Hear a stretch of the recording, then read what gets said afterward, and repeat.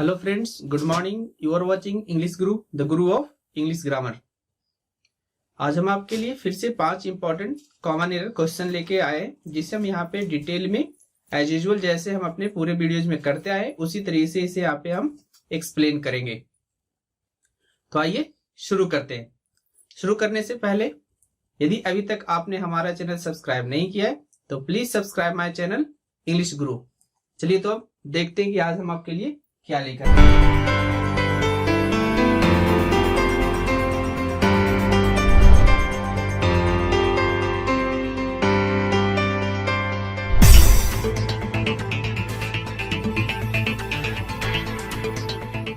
तो फ्रेंड्स आइए देखते हैं हम क्वेश्चन नंबर फर्स्ट की तरफ। क्वेश्चन नंबर फर्स्ट हमारा क्या कह रहा है?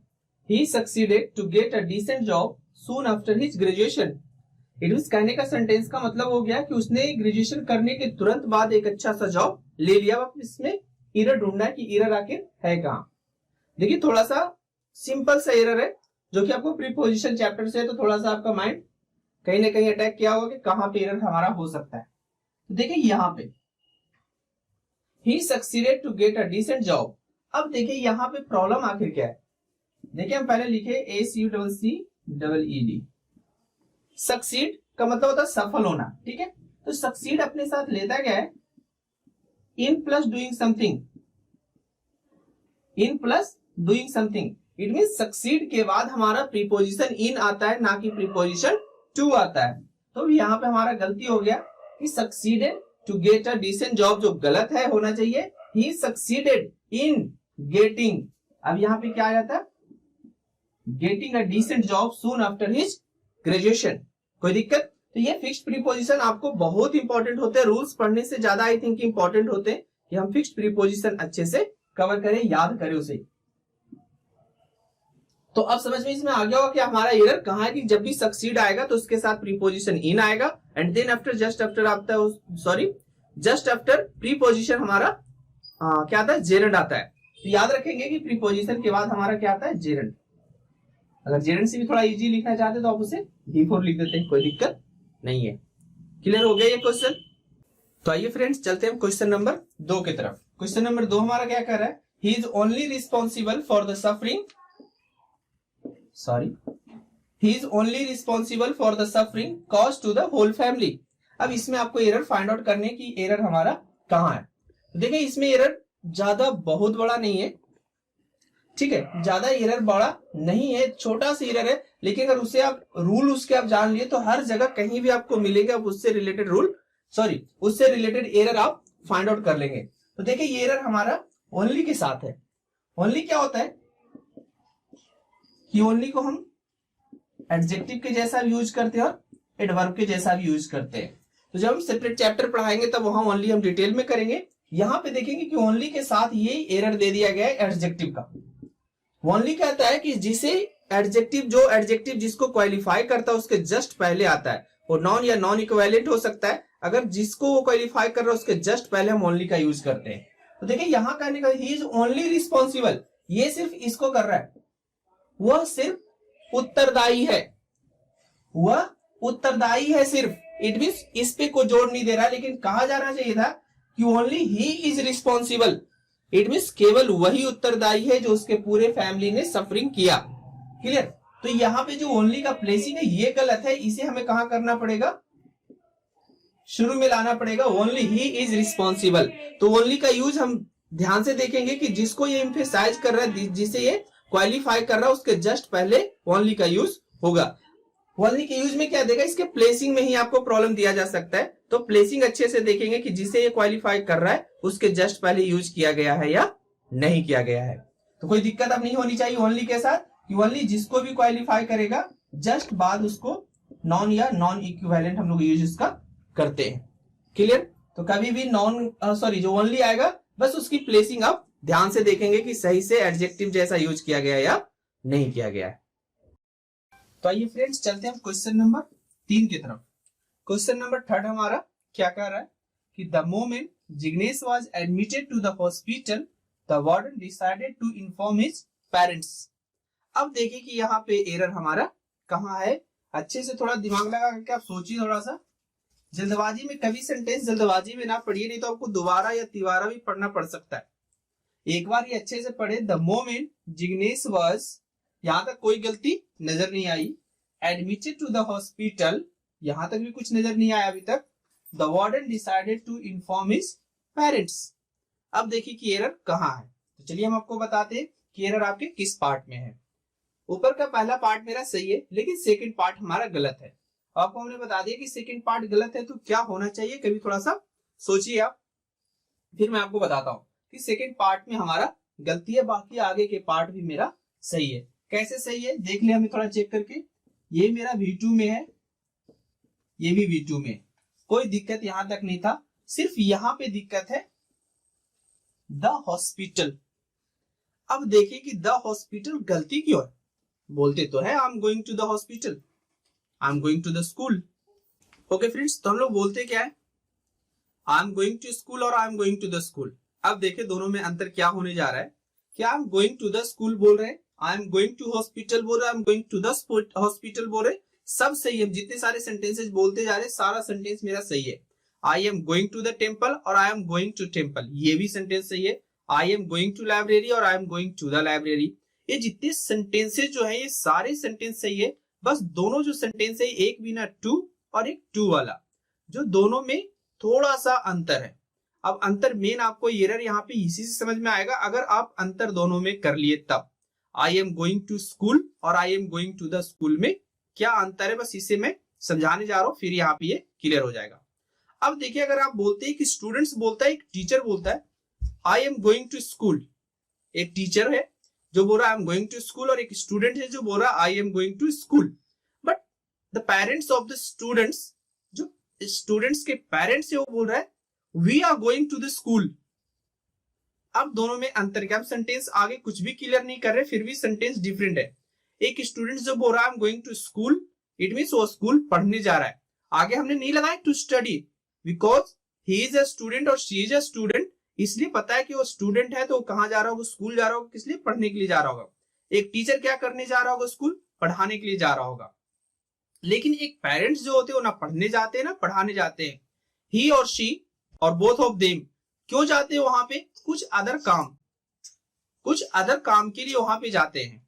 लेकिन एक पेरेंट्स होगा जो वो स्कूल किस लिए जा रहा होगा, वो ना तो पढ़ने जा रहा होगा ना वहां पे पढ़ाने जा रहा होगा। तो बस यही चीज आपको याद रखना है, यहाँ पे जो मेन पॉइंट्स आपको मैं बताने जा रहा हूँ वो याद रखना है कि जो भी एक जगह है, ठीक है, वहां पे जो भी काम, जो उसके मौलिक काम, जो वहां पे मौलिक कहने का मतलब हो गया जिस काम के लिए वह जगह बना हुआ है, अगर उस काम के लिए कोई व्यक्ति वहां पे जाता है तो हम आर्टिकल द का यूज उसके पहले नहीं करते। लेकिन अगर किसी दूसरे काम के लिए, इट मीन जो भी काम वहां पे होता है, अगर उसको छोड़ करके कुछ और काम के लिए वहां पे कोई जा रहा है तो उसके पहले हम आर्टिकल द का यूज जरूर करते हैं।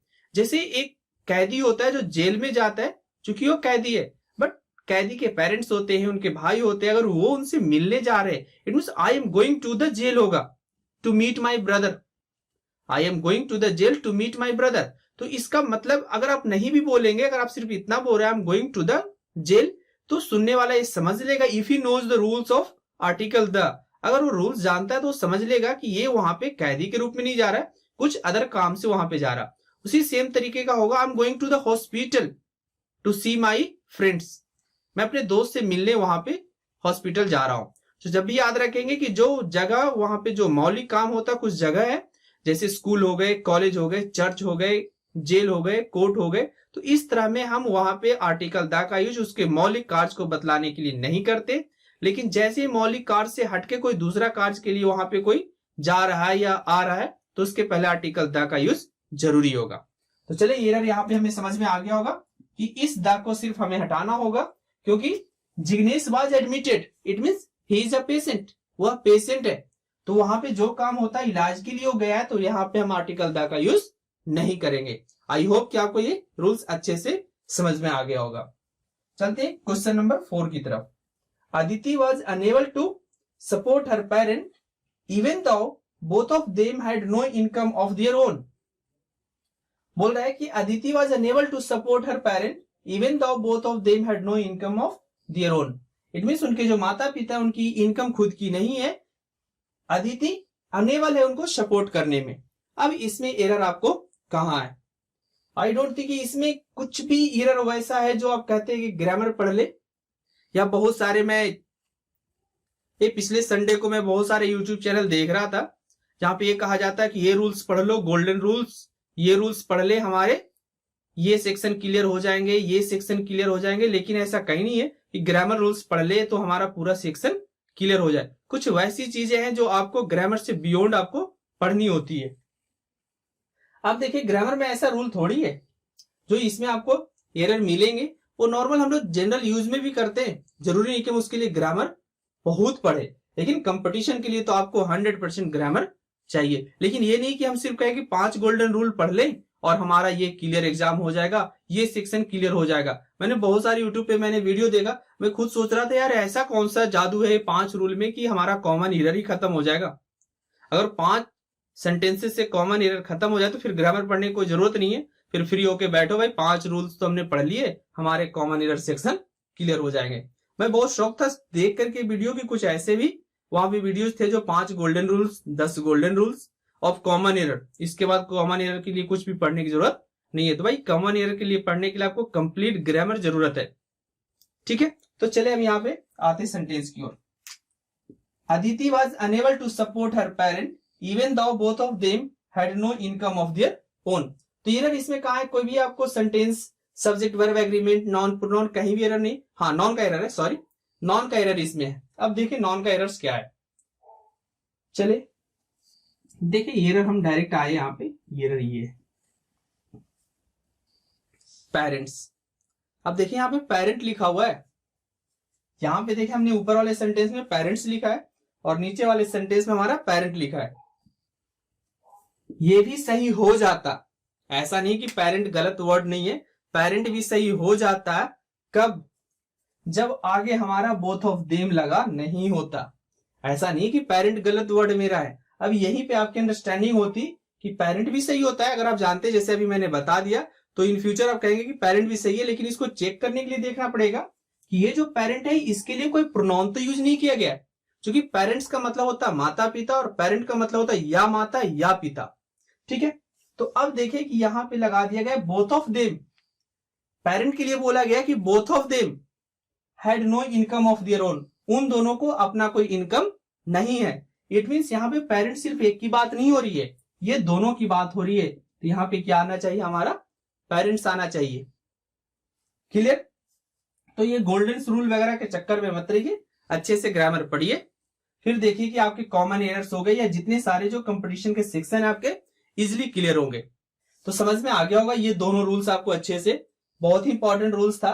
एक पेरेंट्स हो गए और यहाँ पे तो मोस्ट इंपॉर्टेंट आप बोल सकते हैं, गोल्डन नहीं बोलेंगे यहाँ पे हम। ठीक है, तो आइए फ्रेंड चलते हैं हम क्वेश्चन नंबर 5 की तरफ।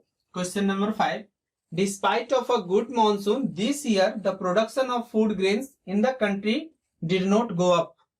इट मीन्स अच्छा मॉनसून होने के बावजूद इस साल जो फूड ग्रेन्स प्रोडक्शन है हमारे देश में ऊपर नहीं गया। अब इसमें आपको एरर फाइंड आउट करने की, एरर आपको कहां होगा। तो सेंटेंस हम जब देखेंगे, अगर टेंस का एरर है तो आई थिंक इजिली मिल जाता है। अगर वर्ब फॉर्म का एरर है फिर भी आप देखेंगे कि कुछ और भी तो नहीं है अगर टेंस फॉर्म के अलावे। तो टेंस इसमें देखें कि कहीं वर्ब का यूज किया गया, ये एक बार यूज किया गया जो कि पास्ट में, कोई दिक्कत नहीं है, पास्ट फॉर्म है, चल जाएगा। अब देखिए कि एरर आखिर है कहां पे। पढ़े एक बार और अच्छे से आप, कहीं नहीं आया तो चलिए हम थोड़ा सा कोशिश करके आपकी मदद कर दे। ये देखिए डिस्पाइट ऑफ, ये बहुत ज्यादा एसएससी के कॉमन ईयर्स में, अगर आप प्रीवियस पेपर उठा के देखिए तो आपको बहुत सारे जो ईयर्स में क्वेश्चन आए हैं, चाहे वो सीजीएल हो गया हो या कंबाइंड हायर सेकेंडरी लेवल का एग्जाम हो गया या एमटीएस का हो गया हो या आर्मी क्लर्क का भी मैं एक प्रीवियस पेपर देख रहा था, वहां पे भी इस तरह के आपको जो छोटे से जितने जो क्लर्क लेवल तक के आपके एग्जामिनेशन होते, ये तो एकदम मतलब क्या बोलते हो ट्रेंड बन चुका है कि भाई इससे तो एरर मिलेगा ही मिलेगा आपको। तो देखिए कि इसमें एरर है आखिर क्या।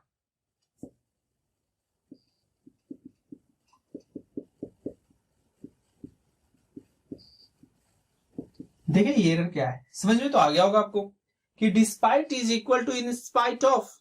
इट मीन्स जब हमको ऑफ यूज करना है तो हम इंस्पाइट का यूज करेंगे, डिस्पाइट का यूज नहीं करेंगे। इट मीन्स सिर्फ डिस्पाइट का मतलब ही होता है in spite of. It means despite के साथ ऑफ नहीं लगता और इंस्पाइट के साथ ऑफ लगता है, इसका मतलब था के बावजूद। ठीक है, ये अपोजिट वाले सेंटेंस में हम लोग यूज करते हैं।